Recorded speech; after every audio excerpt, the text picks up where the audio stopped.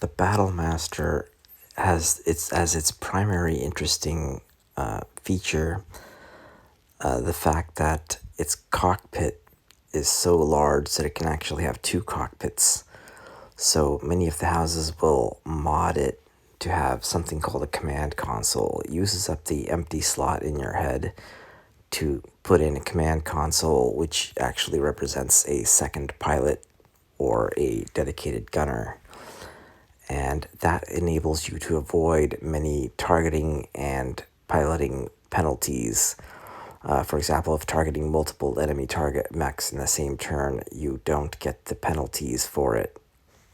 Also, if one of the pilots is knocked out or killed, then the other pilot is fully capable of controlling the mech as if they were a single pilot.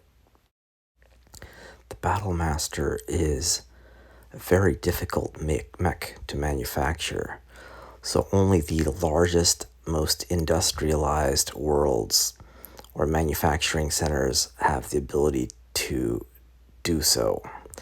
So if you just study the worlds in which the Battlemaster is made, which I have highlighted here among these different maps, then you know where the industrial centers of the inner sphere are.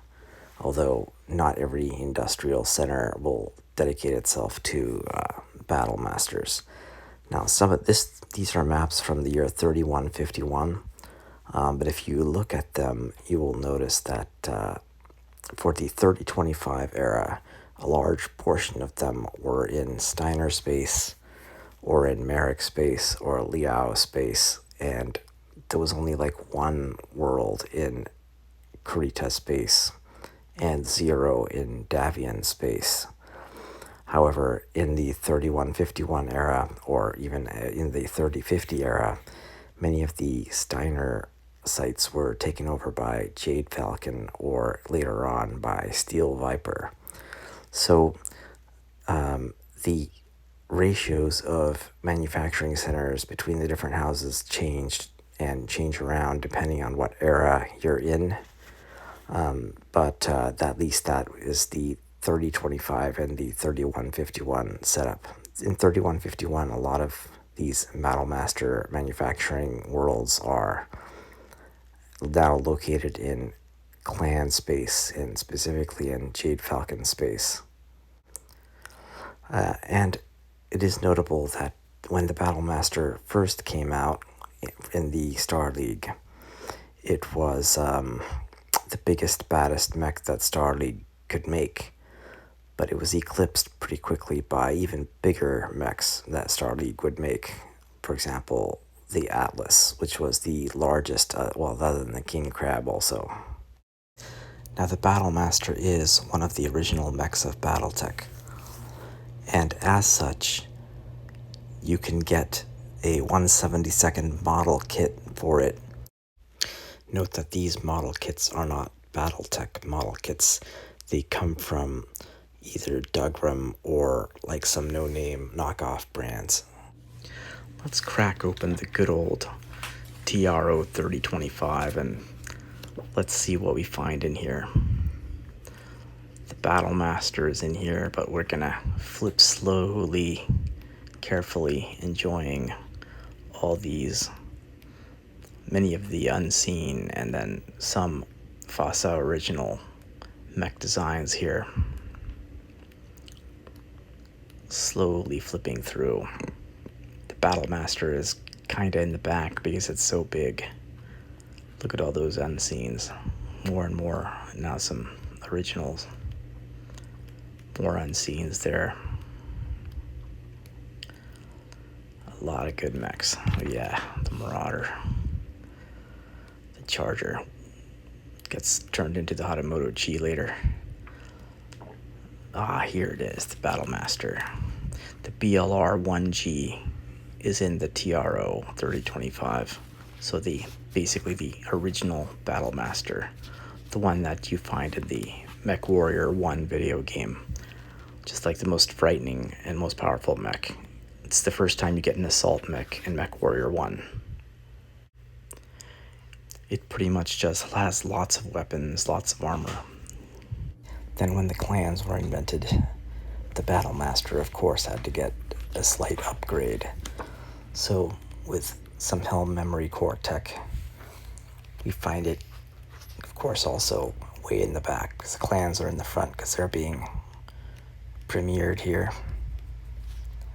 And then you go, basically most of the 3025 mechs are upgraded slightly with various helm memory core upgrades. And then there's a couple of new ones thrown in too, like you saw the crab in there and a couple others. So a few new mechs, mostly upgrades of the previous ones and recovered Star League designs. And now here we go. There we are. 3M. Lots of weapons, lots of armor. Does not jump, but does have double heat sinks now. And the original was sort of a little weak on the heat sinks and a little weak on the armor, so this is a significant benefit to the design.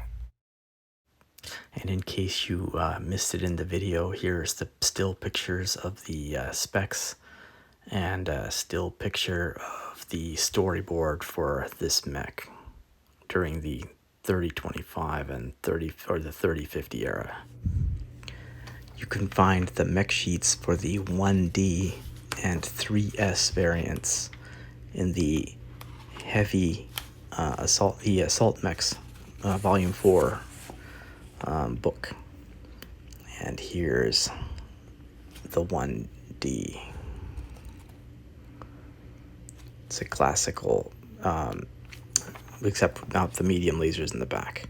And then the 3S is a more advanced pulse laser version, similar to the original, but just pulse lasered up. And here's the photos in case you missed them in the video. Now I'm going to talk through all the variants, or quite a large number of them, and then finally get to the battle sim performance afterwards. Now this part might get a bit too long and a bit tedious for some people, so I suggest for those who think they might not be as interested in this part to just either stop here or just skip to the end where I talk about the final combat performance. The BLR-1G, that is the standard Battlemaster, was meant to be the biggest, most powerful Star League mech when it came out. And it was a beast. It was built for the Star League, so it got its first use during the Ameris Civil War. This is the standard Battlemaster that you would say, oh, I've got a Battlemaster. Then this is the one you assume you've got. Its primary weapons at close range are the 4 forward medium lasers, and it's got 2 medium lasers for the back for getting spiders and other jumping light mechs that are trying to get back shots. The BLR-1C has a command console, and Comstar gave Kurita some of these. It also has double heat sinks. Otherwise, it's fairly similar to the standard Battlemaster, except for the command console means that if the pilot is killed, there's a second pilot that can take over.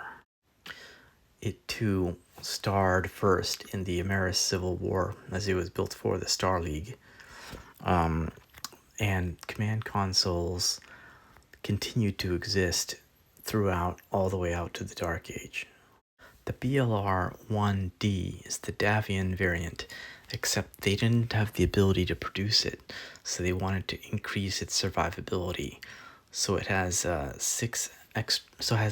ton of extra armor and 6 extra heat sinks, and it just drops the 2 rearward medium lasers.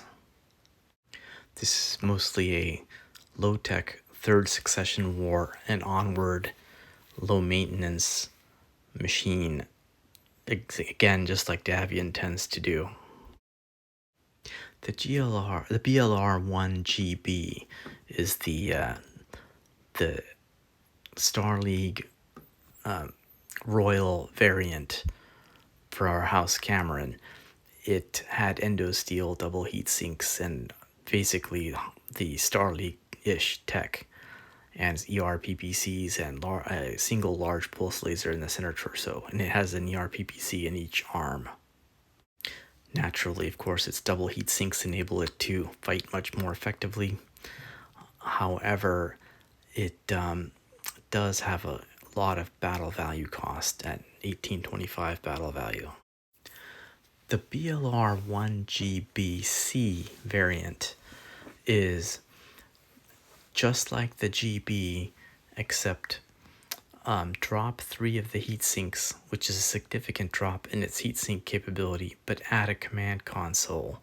This again just enables it to survive a pilot knockout and also gives you some reduced losses and bonuses when you, for example, target multiple targets and things like that, because one person can be a pilot and one person can be a gunner, so they're more dedicated to their tasks.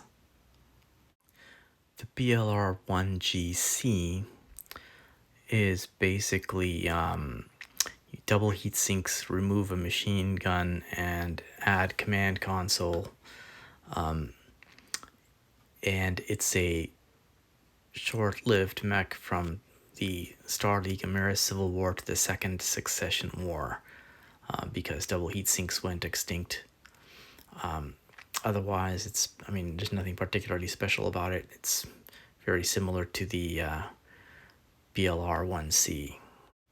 The BLR-1GD is the Davian variant during the Starleague era. Basically, remove the machine guns, all the medium lasers are medium pulse lasers, and you have 16 double heat sinks instead of just regular heat sinks. And that's pretty much it. Otherwise, it's the rearward medium lasers are still regular medium lasers, not pulse. Only the forward are pulse medium lasers. The BLR-1S is a Fourth Succession War variant made by Steiner, so it's low tech, and it's attempting to give an LRM-15 and an LRM-5 and some SRM-2s while still keeping the medium lasers. So it's become more of a support mech. And it is also fairly cheap in that it's only 1504 battle value. So if it just performs well in sims, it is one to seriously consider. Okay, the BLR-2C is a old Starleague design that was stored by Comstar and given to Kurita for the War of 3039. However, I see that there's kind of if you look at the Sarna data for it, I think there's something screwy, because I think the AMS was extinct before 2925, and somehow Sarna lists this as a 2925 design, which doesn't make any sense at all to me. But its main features are essentially a command console, so you can lose a pilot, and an AMS and a Beagle, and then most of the weaponry of the standard Battlemaster. The BLR-3M is a full-blown post-helm memory core upgrade with lost tech. So we're talking case, ERPPCs, double heat sinks, but you drop one machine gun to get some of the goodies. And otherwise, it's fairly similar to a standard Battlemaster. One of its good features is that although this has some nice lost tech in it, it's still not too high a cost in battle value at 1679. The BLR-3M-DC variant drops the 2 rear medium lasers from the 3M variant to add a command console, so again enabling the loss of one pilot. I think this may have been a Draconis Combine modification of the Merrick modification. Its most salient feature is that its battle value is still not too high at only 1627, so it's something to look out for. The BLR-4L variant is a Capellan Confederation only Jihad or End of Jihad variant in 3081. Has stealth armor and a Guardian ECM. It has gotten rid of all its normal weapons for the sake of a light Gauss rifle and the MML7, which allows you to launch either SRMs or LRMs out of a single launcher, which I have implemented mostly as just long-range missiles. Unless you're too close, and then it goes to short range, and it doesn't do any AI beyond that. Now the 4S is a